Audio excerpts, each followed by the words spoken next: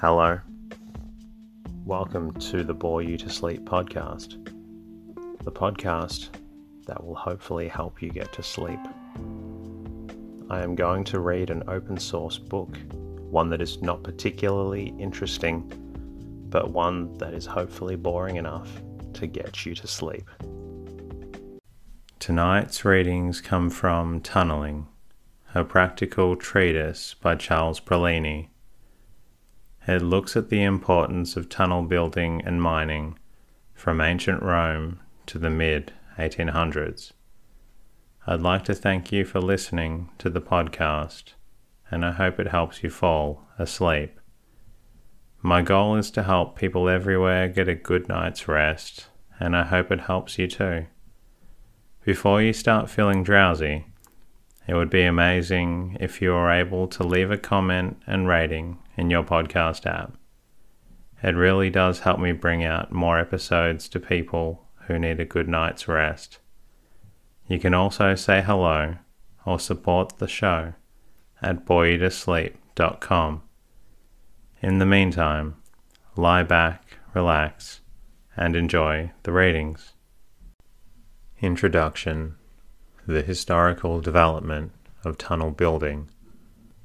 A tunnel, defined as an engineering structure, is an artificial gallery, passage, or roadway beneath the ground, under the bed of a stream, or through a hill or mountain. The art of tunneling has been known to man since very ancient times. A Theban king, on ascending the throne, began at once to drive the long, narrow passage, or tunnel, leading to the inner chamber of sepulchre of the rock-cut tomb, which was to form his final resting place. Some of these rock-cut galleries of the ancient Egypt kings were over 750 feet long. Similar rock-cut tunneling work was performed by the Nubians and Indians in building their temples, by the Aztecs in America, and in fact, by most of the ancient civilized peoples. The first built-up tunnels, of which there are any existing records, were those constructed by the Assyrians. The vaulted drain or passage under the southeast palace of Nimrud, built by Shalmaneser II in 1860 to 1824 BC, is in all essentials a true soft ground tunnel with a masonry lining. A much better example, however, is the tunnel under the Euphrates River, which may quite accurately be claimed as the first submarine tunnel of which there exists any record. It was, however, built under the dry bed of the river, the waters of which were temporarily diverted, and then turned back into their normal channel after the tunnel work was completed, thus making it a true submarine tunnel only when finished. The Euphrates River Tunnel was built through soft ground and was lined with brick masonry, having interior dimensions of 12 feet in width and 15 feet in height. Only hand labour was employed by these ancient people in their tunnel work. In soft ground, the tools used were the pick and shovels or scoops. For rock work, they possessed a greater range of appliances. Research has shown that among the Egyptians, by whom the art of quarrying was highly developed, use was made of tube drills and saws provided with cutting edges of corundum or other hard, gritty material. The usual tools for work here, however, the hammer, the chisel and wedges, and excellence and magnitude of the works accomplished by these limited appliances attest the unlimited time and labour which must have been available for their accomplishment. The Romans should doubtless rank as the greatest tunnel builders of antiquity, in the number, magnitude, and useful character of their works, and in their improvements which they devised in the methods of tunnel building. They introduced fire as an agent for hastening the breaking down of the rock, and also developed the familiar principle of prosecuting the work at several points at once by means of shafts.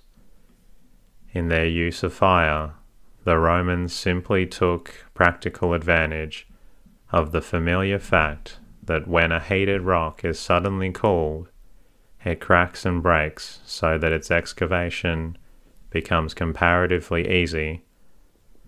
Their method of operation was simply to build large fires in front of the rock and then to have it broken down, and when it had reached a high temperature to cool, it suddenly by throwing water upon the hot surface. The Romans were also aware that vinegar affected calcareous rock, and in excavating tunnels through this material, it was a common practice with them to substitute vinegar for water as the cooling agent, and thus to attack the rock both chemically and mechanically. It is hardly necessary to say that this method of excavation was very severe on the workmen because of the heat and foul gases generated. This was, however, a matter of small concern to the builders, since the work was usually performed by slaves and prisoners of war who perished by thousands. To be sentenced to labour on Roman tunnel works was thus one of the severest penalties to which a slave or prisoner could be condemned. They were places of suffering and death, as are today the Spanish mercury mines. Besides their use of fire as an excavating agent, the Romans possessed a very perfect knowledge of the use of vertical shafts in order to prosecute the excavation at several different points simultaneously.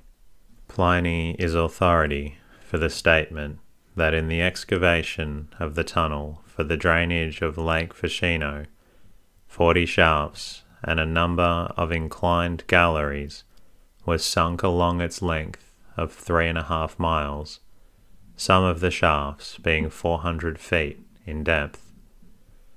The spoil was hoisted out of these shafts in copper pails of about 10 gallons capacity by windlasses. The Roman tunnels were designed for public utility. Among those which are most notable in this respect, as well as for being fine examples of tunnel work, may be mentioned the numerous conduits driven through the calcareous rock between Subiaco and Tivoli to carry to Rome the pure water from the mountains of Subiaco. The work was done under the consul Marcus.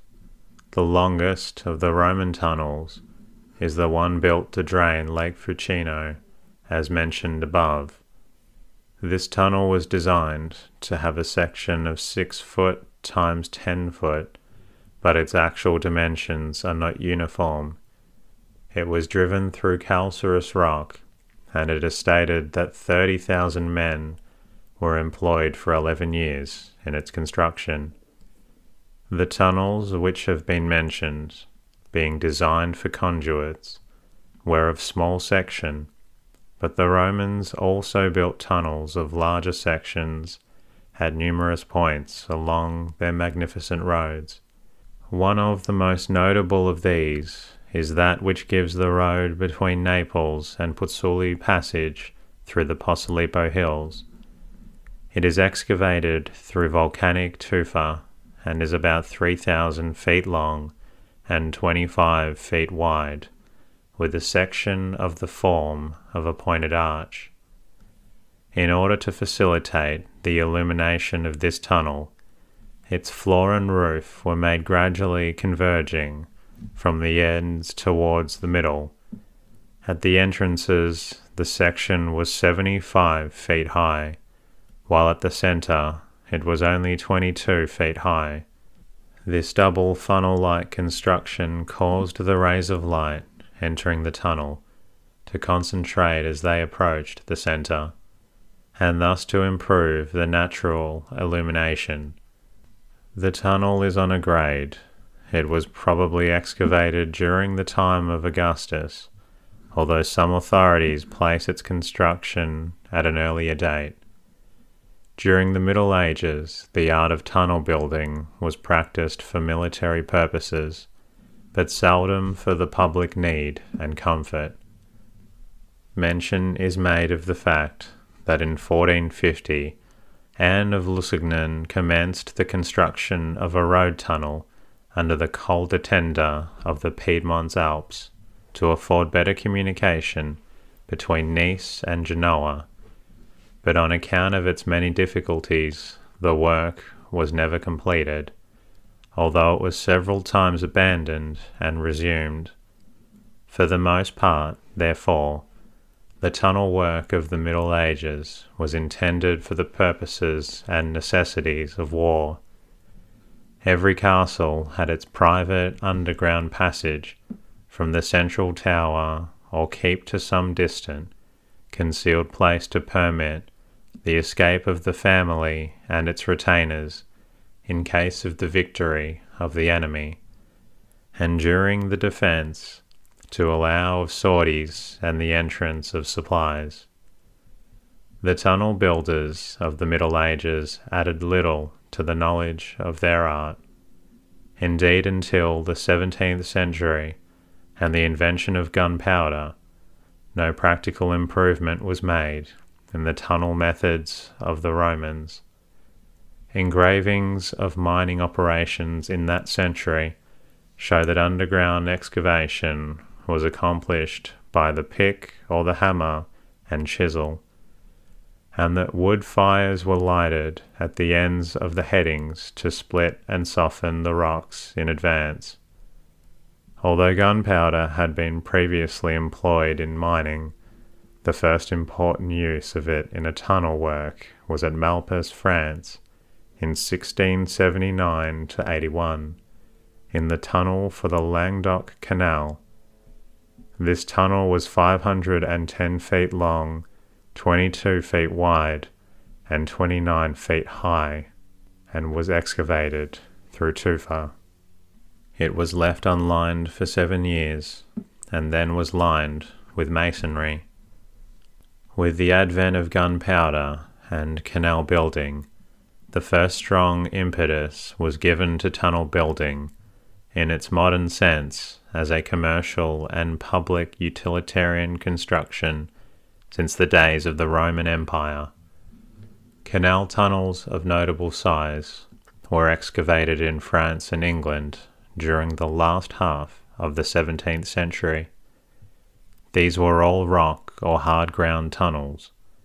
Indeed, previous to 1800, the soft ground tunnel was beyond the courage of engineer, except in sections of such small size that the work better deserves to be called a drift or heading than a tunnel. In 1803, however, a tunnel 24 feet wide was excavated through soft soil for the San Quentin Canal in France. Timbering or strutting was employed to support the walls and roof of the excavation as fast as the earth was removed, and the masonry lining was built closely following it. From the experience gained in this tunnel were developed the various systems of soft ground subterranean tunneling since employed. It was by the development of the steam railway, however, that the art of tunneling was to be brought into its present prominence. In 1820–26, 2 tunnels were built on the Liverpool and Manchester Railway in England. This was the beginning of the rapid development which had made the tunnel one of the most familiar of engineering structures. The first railway tunnel in the United States was built on the Allegheny and Portage R&R in Pennsylvania in 1831 to 33, and the first canal tunnel had been completed about 13 years previously, 1881 to 21, by the Schuylkill Navigation Company near Auburn. It would be interesting and instructive in many respects to follow the rise and progress of tunnel construction in detail since the construction of these earlier examples, but all that may be said here is that it was identical with that of the railway. The art of tunnelling entered its last and greatest phase with the construction of Mont Cenis Tunnel in Europe and the Hoosac Tunnel in America, which works established the utility of machine rock drills and high explosives. The Mont Cenis Tunnel was built to facilitate railway communication between Italy and France, or more properly between Piedmont and Savoy, the two parts of the kingdom of Victor Emmanuel II, separated by the Alps. It is 7.6 miles long and passes under the Col de Frigid near Mont Cenis. Sommelier, Grattoni, and Grandis were the engineers of this great undertaking, which was begun in 1857 and finished in 1872. It was from the close study of the various difficulties, the great length of the tunnel, and the desire of the engineers to finish it quickly, that all the different improvements were developed which marked this work as a notable step in the advance of the art of tunnelling. Thus the first power drill ever used in tunnel work was devised by Sommelier. In addition, compressed air as a motive power for drills, aspirators to suck the foul air from excavation, air compressors, turbines, etc., found at Mont Cenis their first application to tunnel construction. This important role played by Mont Cenis Tunnel in Europe in introducing modern methods had its counterpart in the Hoosac Tunnel completed in 1875. In this work there were drills for the first time in America, power rock drills, air compressors, nitroglycerin, electricity for firing blasts, etc.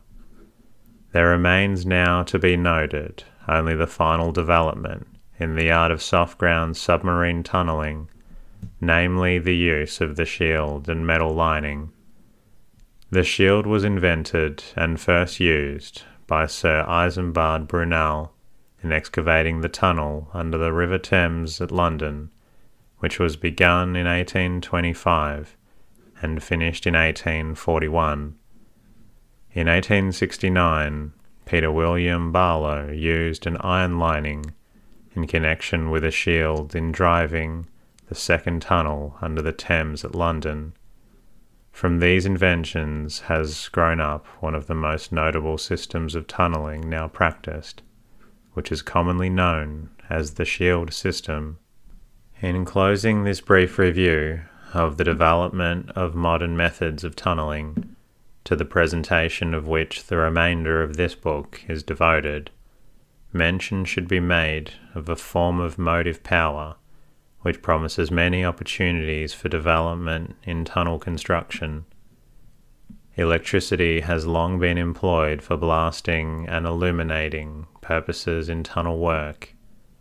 It remains to be extended to other uses, for hauling and for operating certain classes of hoisting and excavating machinery.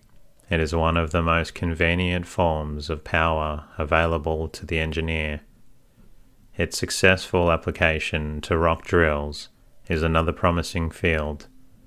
For operating ventilating fans, it promises unusual usefulness. When a railway line is to be carried across a range of mountains or hills, the first question which arises is whether it is better to construct a tunnel or to make such a detour as will enable the obstruction to be passed with ordinary surface construction. The answer to this question depends upon the comparative cost of construction and maintenance, and upon the relative commercial and structural advantages and disadvantages of the two methods. In favour of the open road, there are its smaller cost and the decreased time required in its construction. These mean that less capital will be required, and that the road will sooner be able to earn something for its builders. Against the open road there are its greater length and consequently its heavier running expenses, the greater amount of rolling stock required to operate it, the heavy expense of maintaining a mountain road, and the necessity of employing larger locomotives with the increased expenses which they entail. In favour of the tunnel there are the shortening of the road, with the consequent decrease in the operating expenses and amount of rolling stock required, the smaller cost of maintenance, owing to the protection of the track from snow and rain and other natural influences causing deterioration, and the decreased cost of hauling due to the lighter grades. Against the tunnel there are its enormous cost as compared with an open road and the great length of time required to construct it. To determine in any particular case whether a tunnel or an open road is best requires a careful integration of all the factors mentioned. It may be asserted in a general way, however, that the enormous advance made in the art of tunnel building has done much to lessen the strength of the principal objections to tunnels, namely their great cost and the length of time required for their construction. Where the choice lies between a tunnel or a long detour, with heavy grades, it is sooner or later almost always decided in favour of a tunnel. When, however, the conditions are such that the choice lies between a tunnel or a heavy open cut with the same grades, the problem is deciding between the two solutions is a more difficult one. It is generally assumed that when the cut required will have a vertical depth exceeding 60 feet, it is less expensive to build a tunnel unless the excavated material is needed for a nearby embankment or fill. This rule is not absolute, but varies according to local conditions. For instance, in materials of rigid and unyielding character such as rock, the practical limit to the depth of a cut goes far beyond that point at which a tunnel would be more economical according to the above rule. In soils of a yielding character, on the other hand, the very flat slope requiring for stability adds greatly to the cost of making a cut. It may be noted in closing that the same rule may be employed in determining the location of the ends of the tunnel, for assuming that it is more convenient to excavate a tunnel than an open cut when the depth exceeds 60 feet.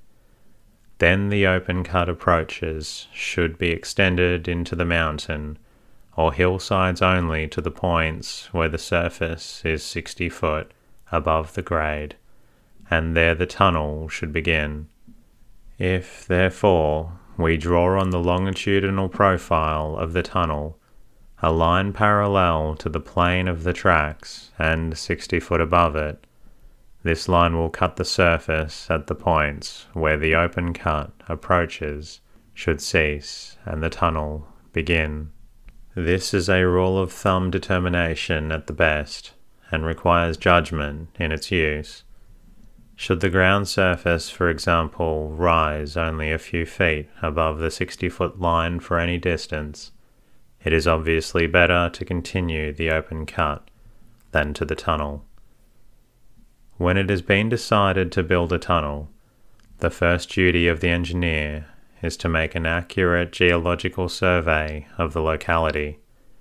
From this survey, the material penetrated, the form of section, and kind of strutting to be used, the best form of lining to be adopted, the cost of excavation, and various other facts are to be deduced. In small tunnels, the geological knowledge of the engineer should enable him to construct a geological map of the locality, or this knowledge may be had, in many cases, by consulting the geological maps issued by the state or general government surveys.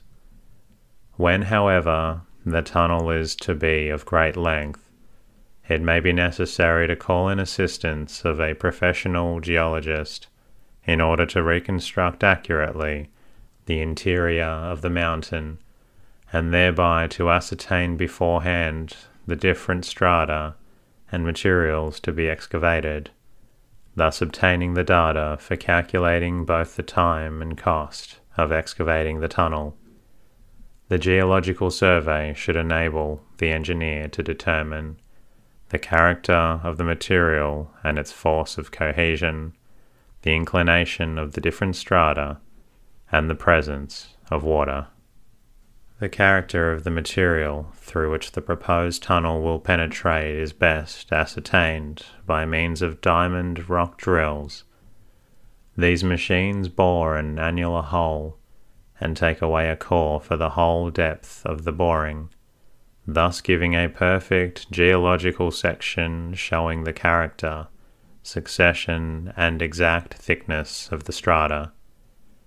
By making such borings at different points along the center line of the projected tunnel, and comparing the relative sequence and thickness of the different strata shown by the cores, the geological formation of the mountain may be determined quite exactly. Where it is difficult or impractical to make diamond drill borings on account of the depth of the mountain above the tunnel, or because of its inaccessibility, the engineer must resort to other methods of observation. And that concludes tonight's readings. I hope you enjoyed it, and I hope you're feeling drowsy. You're always welcome to listen to another episode, and in the meantime, good night.